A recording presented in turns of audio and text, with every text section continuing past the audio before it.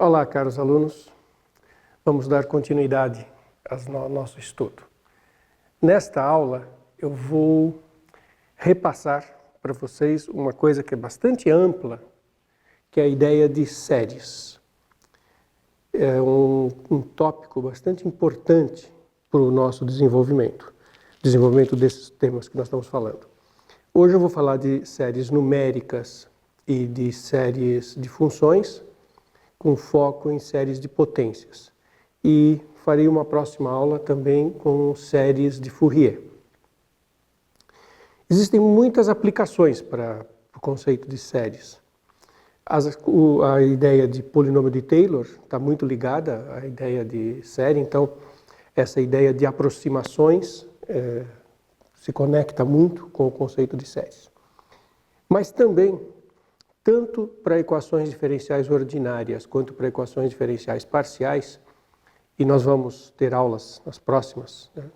vão tocar nesses temas, nós vamos rever equações diferenciais ordinárias e vamos nos deter um pouco mais em equações das derivadas parciais, que é um tópico não tão estudado por vocês. Muitas vezes, para resolver uma equação diferencial, os métodos analíticos, aqueles que fornecem uma fórmula para a solução, eles não são aplicáveis, eles não são efetivos e eles não nos dão uma fórmula para a solução. E nós construímos uma expressão para a solução a partir das séries de funções.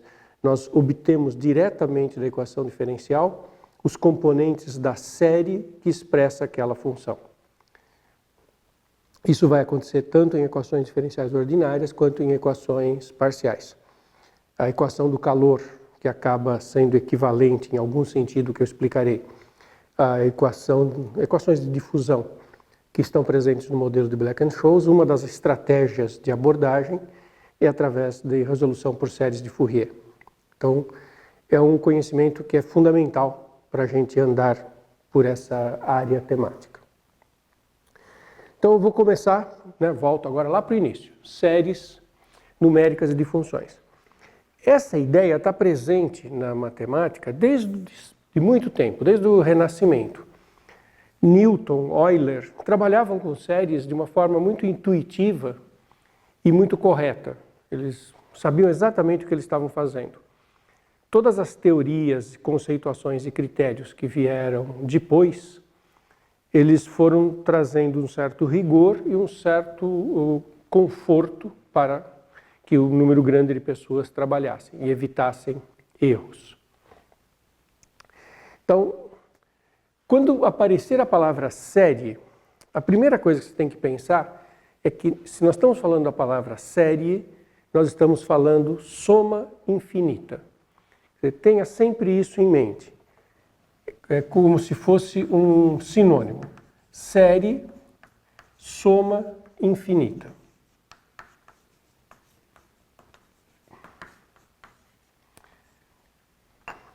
Sutil. Não é que o resultado da soma é infinito. É soma de infinitos termos. Então, uma série é, por essência, isso. A soma de infinitas parcelas. Se você pega a soma de parcelas, uma quantidade finita de parcelas, mesmo que muito grande, isso se encaixa conceitualmente na matemática mais elementar, na matemática do ensino fundamental. Eu somo. Se for uma quantidade grande de parcelas, dá trabalho somar. Mas conceitualmente não é nada mais, nada menos do que repetir uma adição várias vezes. Quando eu falo série, a quantidade de parcelas que eu estou somando é infinita. E isso muda tudo, tanto no conceito como nas propriedades operatórias. Então, um exemplo bem conhecido é que essa soma aqui, 1 mais meio, mais 1/4, mais 1/8, e eu estou colocando aqui nos denominadores potências de 2, então 1 sobre 2 elevado a k, para algum k, potências, aqui é 2 à primeira, 2 ao quadrado, 2 à terceira, aqui era 2 elevado a 0. Essa soma infinita vale 2. Então, várias vários comentários de natureza conceitual. Primeiro, uma soma infinita você nunca executa. Porque não dá para efetivar no mundo concreto que nós vivemos uma quantidade infinita de operações. Não há tempo para isso, né? Precisaria de um tempo infinito para fazer infinitas adições. Então, embora eu tenha escrito aqui uma soma mais uma reticência e esteja dizendo é a soma de infinitas parcelas, eu nunca vou executar essa soma. Isso nos leva, então, para um lugar que nós temos que ter muita clareza de dois tipos de verbos que nós usamos. O verbo tender e o verbo ser. Quando eu digo que essa soma aqui é igual a 2, eu estou dizendo que essa soma é exatamente 2. É uma soma de infinitas parcelas que vale 2. É igual a 2. Se eu chamar essa soma aqui de S, e eu fizer a diferença S menos 2, isso dá 0. Porque S vale exatamente 2. É 2. Por outro lado, eu nunca consigo fazer essa soma. Então eu trabalho com o que nós chamamos de somas parciais, que a gente chama de SN. O que é uma soma parcial? É a soma dos números do tipo 1 sobre 2 elevado a i, com esse i começando no 0, que é 1, né? 1 sobre 2 elevado a 0, que é 1 dá 1, até o n. Então eu consigo fazer no mundo real somas com uma quantidade finita de termos. E aí para a soma aqui. Não tem essa último mais reticências. É uma soma finita. Esta soma tende a 2. A soma finita, que é a que eu consigo executar no mundo real, tende. A soma infinita, que eu não consigo executar no mundo real, é 2. E se falei, como é que se conceitua esse soma infinita ser 2? É com a ideia de limite. Eu digo que a soma infinita é 2 quando as somas parciais tendem a 2. Então a importância dos dois verbos, o verbo ser e o verbo tender. E todos os seus sinônimos, né? Então a soma parcial, que é finita, que é normal, que é ensino fundamental, a soma parcial tende a algo e, portanto, a minha série, a minha soma infinita é aquele tanto. Então esse é um resultado bem conhecido, inclusive é muito intuitivo, né? Esse é um resultado que dá para explicar para crianças da mais tenra idade por que essa soma aqui é 2. Você pode imaginar duas unidades, dois objetos. Quando eu falo com crianças, eu gosto de mostrar com palito de fósforo. Até pego 2 palitos de fósforo. Tenho 2 palitos de fósforo. Agora eu pego o segundo palito, quebro no meio e fico com 3 pedacinhos de madeira, cujo comprimento total é 2. Os mesmos 2 palitos, só que eu quebrei um. E eu vou quebrando a metade, na metade, na metade. Agora eu tenho 4 pedacinhos de madeira que somam 2. Daí eu divido no meio, fico com 5 pedacinhos de madeira cuja soma é 2. Então, o que isso mostra bem concretamente? Que o número de parcelas que eu estou somando pode aumentar. Já cheguei em 5 e poderia continuar, 6, né? O número de parcelas pode aumentar e o resultado total continua sendo 2.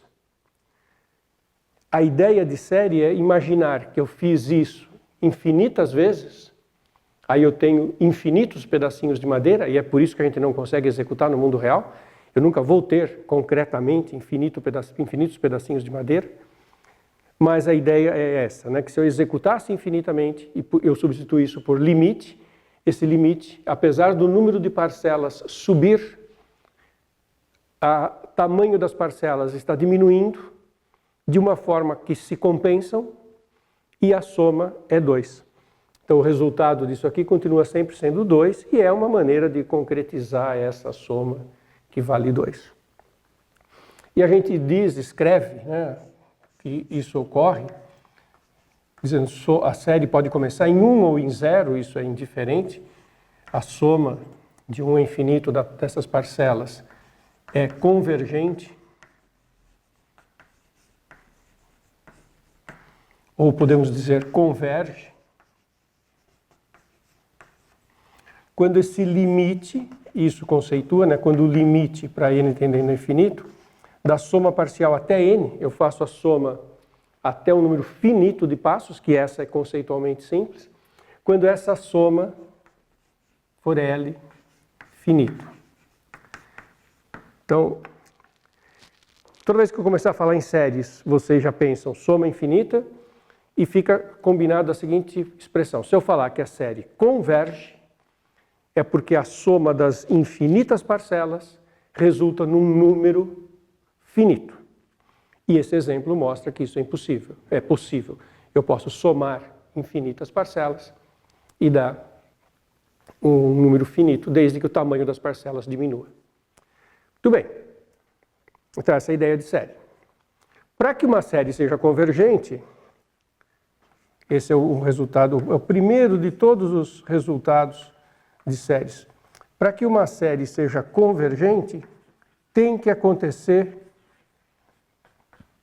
que o termo geral tenda a zero. Isso é inevitável. Porque, para quê?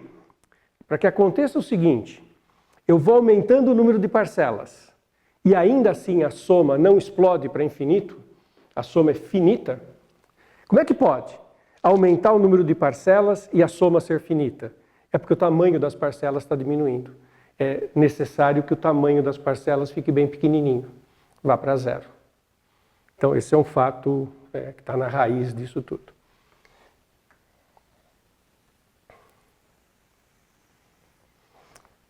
É sempre bom lembrar que a gente tem a tendência de achar que isso aqui é um 6 somente C, não é. Se você pegar essa soma que lembra muito aquela, mas que é diferente, 1 mais meio, mais 1/3, mais 1/4. Agora, não estou pegando potências de 2 no denominador, estou pegando simplesmente os números naturais. 1, meio, 1/3, 1/4. Essa soma vai para infinito. Essa soma cresce.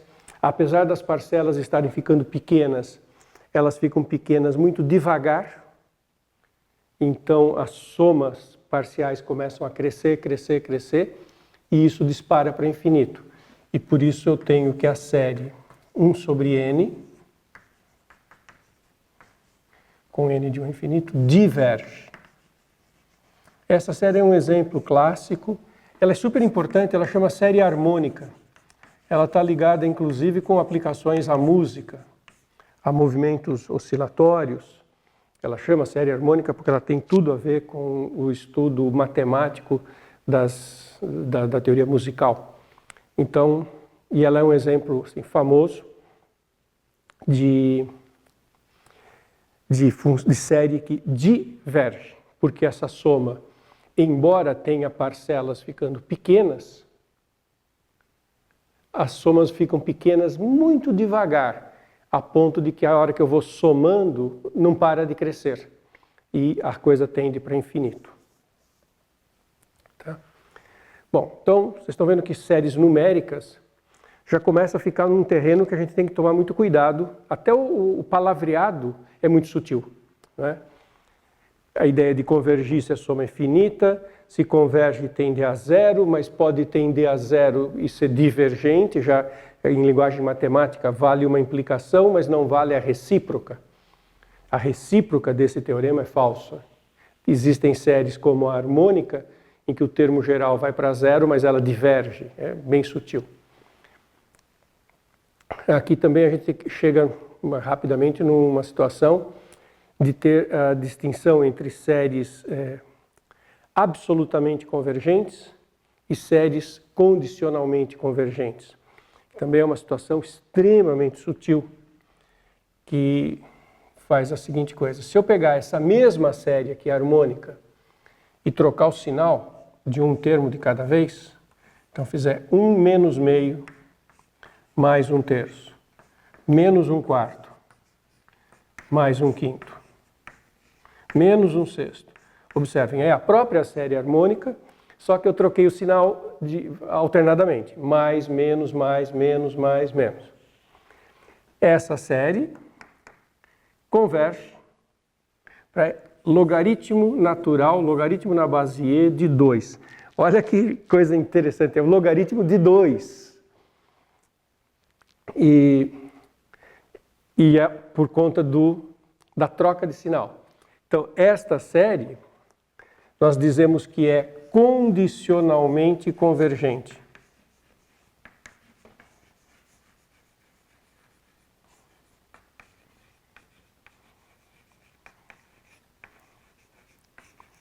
Porque ela é uma série que converge quando tem troca de sinal. Mas se eu pegar com os valores todos positivos, aí ela diverge.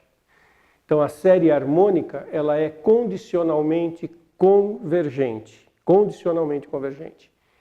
Mas absolutamente, quando eu pego os valores absolutos, quando eu pego os módulos, quando eu jogo fora a troca de sinais, ela fica divergente.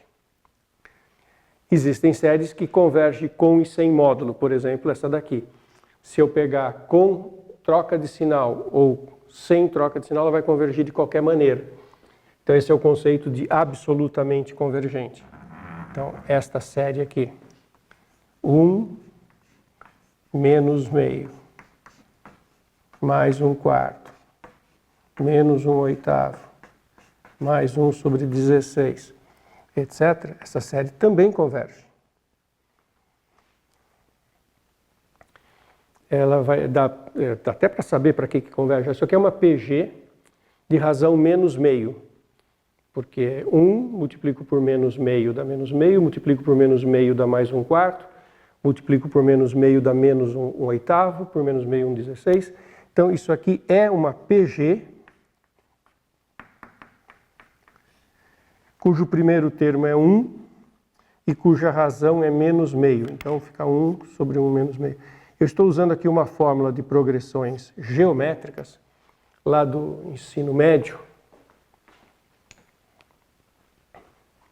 Eu estou usando aqui imaginando que é um tema que a gente mais ou menos se lembra, que se eu pegar uma PG e somar A1 vezes Q, A1Q quadrado. Então, PG, você pega um termo, multiplica por razão, multiplica por razão, multiplica por razão. E soma tudo. Essa soma é igual ao primeiro termo A1 sobre 1 menos a razão. E que é o que eu usei aqui. O primeiro termo é 1, a razão é menos meio, 1 menos meio. 1 menos menos meio é 1 mais meio. 1 mais meio é 3 meios. 1 sobre 3 meios é 2 terços. Então, isso soma 2 terços. Tá? 1 sobre 3 meios. Então, essa soma com sinal alternado dá 2 terços, com sinal de mais sempre, também converge e para 2. Essa série a gente diz que ela é absolutamente convergente.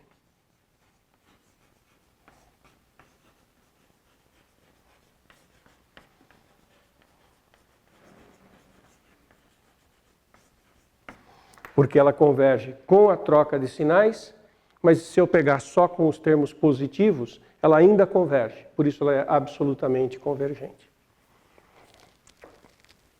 As séries numéricas estiveram presentes na história do cálculo, da matemática, desde muito tempo. Se a gente pensar em termos já bem filosóficos, os paradoxos do Zeno, lá na Grécia clássica, já tem a ver com a ideia de série geométrica, de série harmônica, de condicionalmente convergente, de absolutamente convergente. O Zeno fez várias perguntas, né, que geraram os paradoxos. Né, o paradoxo de que o Aquiles nunca conseguiria ultrapassar a tartaruga. São coisas clássicas em filosofia e que já tinham essas ideias embutidas. A verdadeira compreensão disso ocorre bem mais tarde, com o nascimento do cálculo, já no Renascimento, né, no século XVII. Tá. Essas ideias são importantes, de séries numéricas, e vão aparecer em muitas situações. E elas carregam critérios de convergência que eu, quando precisar de um particular critério no meio de uma aula, eu uso, não vou fazer uma revisão disso. Eu preciso desses conceitos aqui. Então, tem, se vocês forem pensar lá atrás, tem o critério de convergência, critério da razão, critério da raiz, critério da integral, tem um monte de estudos sobre as séries numéricas e sua convergência ou não.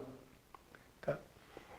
As séries numéricas têm uma importância, mas a grande coisa da série numérica vai ocorrer quando eu tomar séries numéricas no lugar de números, eu permitir que apareça uma variável. E quando aparecer variável, vai deixar de ser uma série numérica e vai virar o que nós chamamos de uma série de funções. Isso ocorre de forma muito natural. A título de motivação, vou pegar uma PG parecida com essa, só que ao invés de ser tudo número, eu vou colocar como uma dos meus termos vai ser uma variável. Então, olha esse exemplo aqui.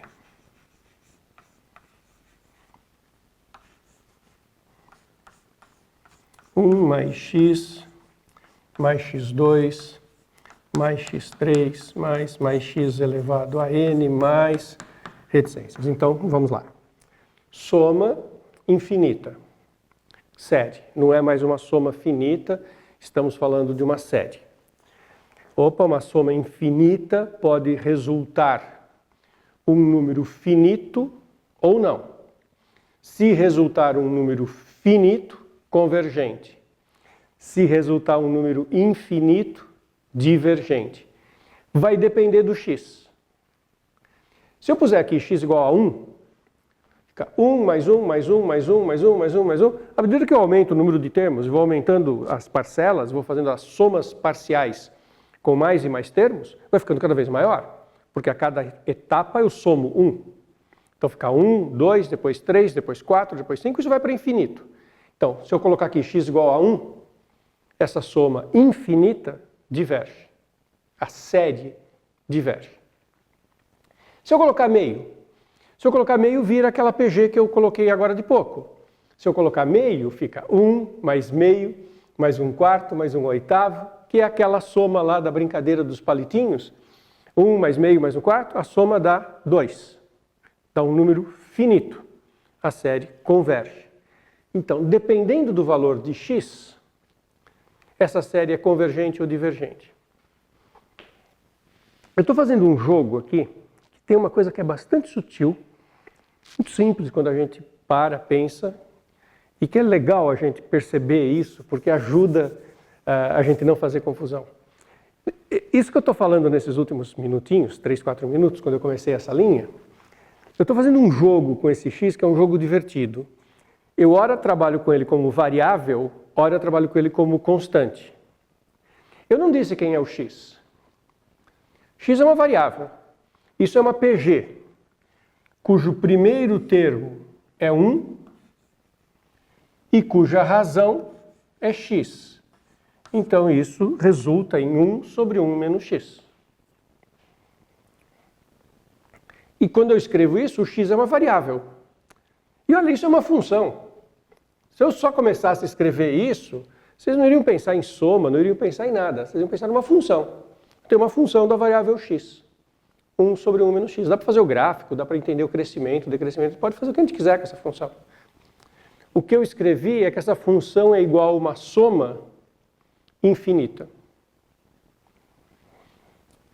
Observa que se eu colocar aqui x igual a 1, aqui desse lado dá infinito, e desse lado dá 1 sobre 1 menos 1, que dá 0, 1 sobre 0, que é uma coisa que não é um número definido em matemática. É até uma indeterminação. 1 sobre 0 talvez dê para pensar que é infinito, mas de qualquer maneira, esses infinitos aí às vezes não acontece o que a gente quer. Por isso a gente diz que diverge. E observe que se eu colocar meio, 1 mais meio mais 1/4 é o exemplo dos palitos que a gente sabe que vai dar 2. E se eu colocar meio aqui, fica 1 menos meio, que é meio, 1 sobre meio, inverte 2 e funciona. Então, o x, ora eu penso nele como uma constante, eu dou o valor x igual a meio, e o x fica parado igual a meio, constante. Mas eu estou fazendo isso para o meio, estou fazendo isso para o 1, estou fazendo isso para o 2/3, estou fazendo isso para qualquer valor de x. Então, ele é uma variável. Ele tem uma dupla natureza. Ele é variável no sentido que pode ser qualquer. E ele é constante porque a cada instante eu fixo um valor e trabalho com aquele valor fixado. Isso aqui é um estudo de PG, e essa igualdade vale quando o x está entre menos 1 e 1.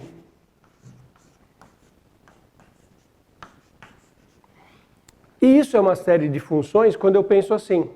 O que eu estou somando não são números, são funções. Eu estou somando a função constante igual a 1, estou somando a função x, que é uma reta, a função x², que é uma parábola, a função x ao cubo. Eu estou somando funções, infinitas funções, e está resultando uma nova função. Isto é uma série de funções. E o que eu estou dizendo é que essa série de funções converge para a função 1 sobre 1 menos x no intervalo de menos 1 a 1. Lá nas origens do cálculo, as pessoas tinham isso e aí elas ficavam fazendo outras contas, pegavam integral disso, integrava dos dois lados. E justamente uma das coisas que a gente estuda quando a gente faz estudo de funções é olhar quando que a gente pode ou não pode fazer isso, quando é que essas abordagens estão corretas ou não. Um dos exemplos que eu mais gosto de fazer é pegar isso aqui com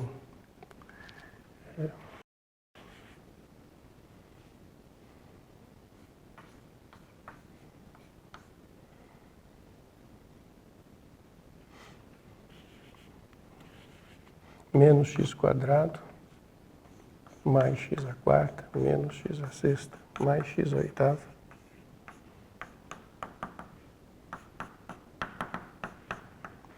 Isso é PG 1 sobre 1 mais x2. Porque é uma PG, a razão é 1, o primeiro termo é 1 e a razão é menos x². Então, essa soma é 1 sobre 1 mais x². Que também é convergente quando o x está entre menos 1 e 1.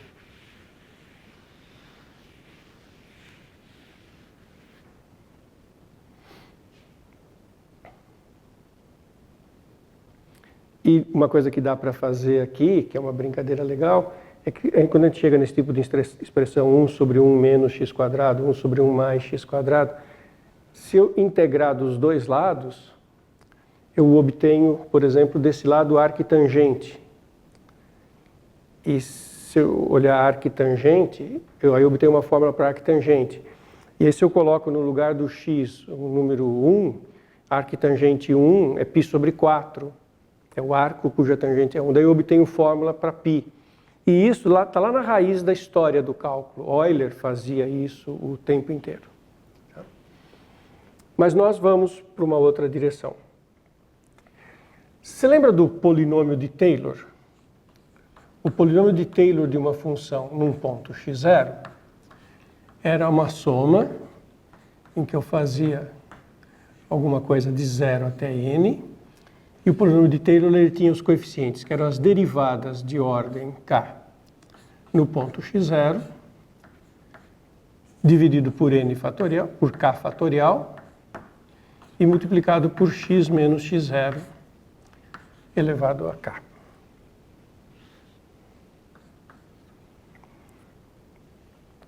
Por exemplo, o polinômio de Taylor de ordem 6, na origem da função seno, se o f de x é seno,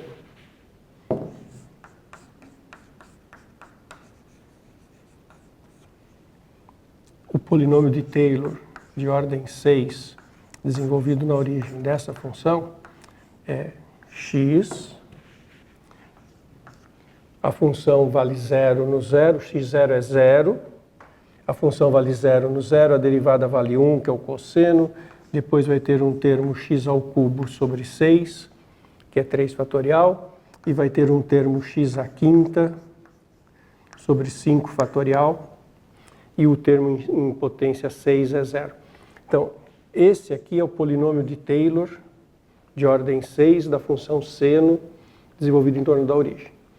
O que a gente comentou em alguma aula passada, mas em aulas passadas, é que o seno era muito bem aproximado por isso aqui. Na verdade, bastava a aproximação de ordem 1, que o seno já estava bem aproximado, era a ideia de diferencial. Chegando na ordem 3 ou na ordem 5, essa aproximação é muito boa. O que nós fazemos quando nós passamos para a série é introduzir a ideia de polinômio, que é aproximado, e virar, ao invés de uma soma finita, virar uma soma infinita, e isso virar um igual. Então eu chamo de série de Taylor, não polinômio de Taylor, série de Taylor, essa série que é dada por a seguinte expressão: a derivada de ordem k calculado no x0, dividido por k fatorial, o k variando de 0 a n, x menos x0 elevado a k. Então é uma coisa parecida com isso, só que ao invés de fazer uma soma de 0 a n e parar no grau n, como eu fiz aqui, eu parei no grau 5, 6, aqui a gente vai até o infinito. E a grande pergunta é que o seno, agora eu não vou pôr que ele é próximo, ele é igual à soma x menos x ao cubo sobre 3 mais x à quinta sobre 5 fatorial menos etc, mais etc, que é a soma, a série de Taylor, para k de 0 a infinito, derivada de ordem k no x0 sobre k fatorial, x menos x0. Bom, o x0 é 0, então vou pôr aqui já o 0, e aqui eu vou pôr x elevado a k, porque eu estou desenvolvendo em torno do x0 igual a 0. Então, o seno, ele é aproximado pelos polinômios de Taylor, e ele é igual à série de Taylor. E aí muda essa natureza do que eu estou falando. O seno deixa de ser aproximado e passa a ser igual. E qual é a importância disso? É que nos tratamentos, quando nós estamos fazendo um estudo de modelo, de coisas desse tipo, eu tendo um igual, eu posso integrar dos dois lados, eu posso derivar dos dois lados, eu posso fazer operações dos dois lados, que tudo funciona. Então, qual que é o interesse em saber escrever no lugar da função seno uma expressão tipo série de potências? É justamente poder trocar a fórmula complicada por uma fórmula mais simples num estudo teórico mais conceitual.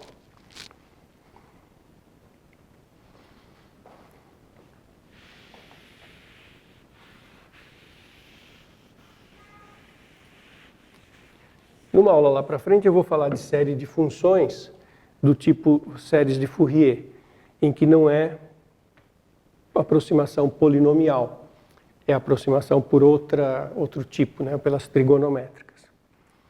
Mas nisso que nós estamos falando, que são séries de funções,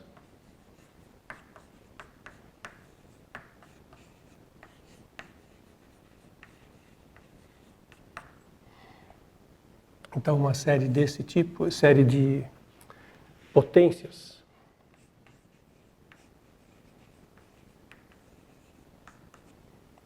como a série de Taylor, tem um coeficiente a n, tem um x menos x0 elevado a n, com n indo de 0 a infinito.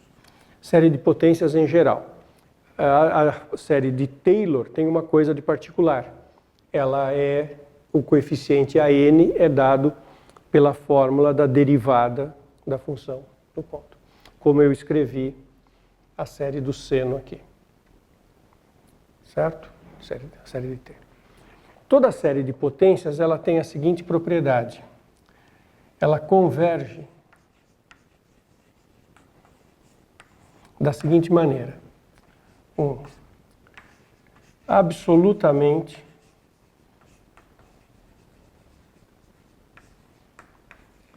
em toda a reta, ou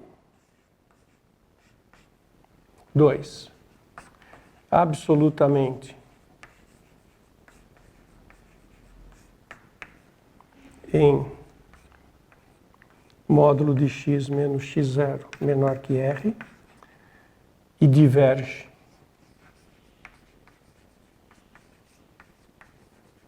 em módulo de x menos módulo de x0 maior que r, ou são 3 condições, todas ligadas por um ou, quer dizer, ocorre uma ou outra, só converge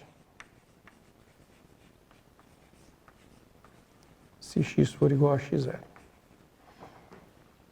Ou seja, toda vez que eu escrever uma série de potências, em particular, toda vez que eu escrever a série de Taylor de uma função, eu tenho certeza que ela faz o seguinte comportamento. Como é uma série de potências em torno de um x0, principalmente quando for no Taylor, é o ponto no qual eu estou desenvolvendo, ela vai convergir absolutamente ou na reta toda,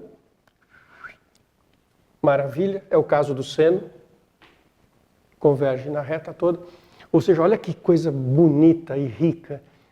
Essa expressão de natureza polinomial coincide com o seno, não só perto da origem, como é o caso do polinômio. O polinômio de Taylor ele coincide com o seno perto do ponto. A série coincide em qualquer lugar. Se nós colocarmos um x aqui enorme, 500.000 π em radianos, 500.000 π dividido por 27 radianos, essa igualdade vai ocorrer. Eu vou colocar aqui o 527 π, 527 π, e eu vou ter uma soma muito estranha que vai convergir para o seno daquele valor. E convergir nesse sentido, a soma infinita é igual. Pode não convergir na reta toda. Ele pode ter um raio de convergência. Ele só converge nessa vizinhança do x0 e diverge depois. Ou ele pode acontecer de não... Então ele converge aqui dentro, diverge aqui.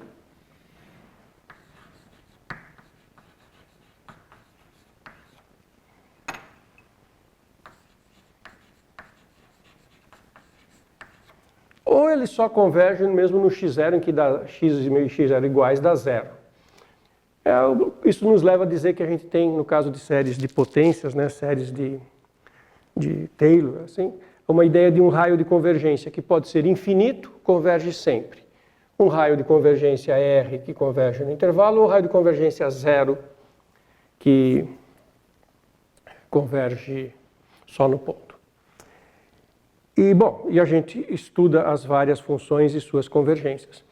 E é importante saber operar com essas funções. Lá para frente eu vou dizer o que é convergência uniforme, que é um conceito legal, mas para encerrar essa aula eu só queria mostrar um exemplo assim. A gente consegue fazer a série de Taylor do Ln de 1 mais x. É muito fácil, porque as derivadas, se essa aqui é a f, vou calcular no x igual a zero, Ln de 1 dá zero. Mas a derivada é 1 sobre 1 mais x. A derivada do Ln é 1 sobre a função vezes a derivada da função.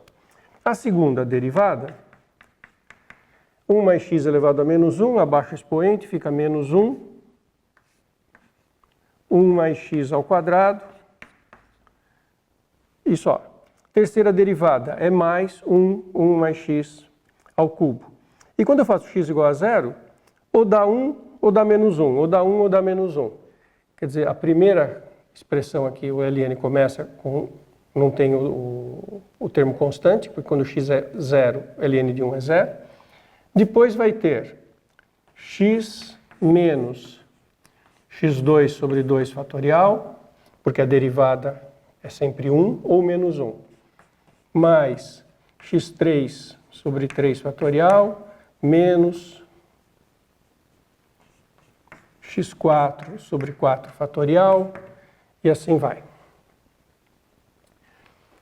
Se eu fizer o ln de 1 menos x, de uma maneira extremamente parecida, o que vai acontecer é que as derivadas vão ter sempre sinal de menos, porque a derivada é 1 sobre 1 menos x, e depois multiplica pela derivada do denominador, que é menos 1. Depois aqui fica tem o menos 1, abaixo o menos 1, na hora de derivar mata esse, e depois aparece de novo pela regra da cadeia, menos, menos, menos, é tudo menos. Então é menos x2 sobre 2 fatorial, menos x3 sobre 3 fatorial, mais, sempre menos. Se eu fizer ln de 1 mais x menos ln de 1 menos x, então a importância das séries de Taylor, séries de funções, estão aqui. Eu começo a manipular fórmulas. Se eu fizer essa diferença, isso dá ln de 1 mais x dividido por 1 menos x. Por causa que ln do quociente é a subtração dos ln's. Muito bem. E a hora que eu faço esse menos esse, os termos de ordem ímpar reaparecem duas vezes com mais, e esse menos esse vai ficar mais, vai cancelar, não tem os termos de ordem par. Então isso aqui fica duas vezes soma para cá, variando de 0 a infinito, só tem termos de ordem ímpar. Então é x elevado a 2k mais 1, se eu começar com 0, o primeiro termo é 1, 2k mais 1 fatorial. Então, essas manipulações começaram a gerar uma família de funções, suas fórmulas, e por que eu preocupado com o ln disso? Porque aqui tem uma coisa super legal. Se você me dá um número qualquer, você pega 1 mais x, 1 menos x igual a esse número k, você consegue achar o x que você tem que pôr aqui para obter o ln de k. Então, se você quiser ln de 2 ou de 5, é só colocar aqui 2 ou 5, achar o x, e você tem um x para o qual você tem uma série que converge para aquele ln. E isso aqui percorre todos os reais, então você consegue escrever qualquer número real, qualquer logaritmo natural de qualquer número real, a partir dessa ideia. E isso está lá na raiz do cálculo. Isso é das coisas mais fundamentais na história assim, do cálculo e nas aplicações que isso tem. Então, dominar essas funções é bem bonitinho. E a gente obtém séries interessantes, né, para os números. Né? Se você quiser ln de 2, aqui vai dar um ln de 2 interessante, porque se eu fizer 1 mais x, 1 menos x igual a 2, eu vou obter que 1 mais x tem que ser 2 menos 2x, passa 2x para cá, passa 1 para cá, x vai ser igual a 1/3. Então, é diferente daquele que eu acabei de contar da série harmônica, e dá uma série que converge para o ln de 2 quando eu coloco aqui x igual a 1/3. Esse tipo de manipulação é super importante. E, como eu disse, a gente acaba usando esse tipo de coisa na resolução mesmo de equações diferenciais, que é uma coisa que é onde eu vou mais usar, tá? Na resolução de equações diferenciais por séries. Certo? Essa grande revisão de séries, hein? Foi bem rápida. Legal?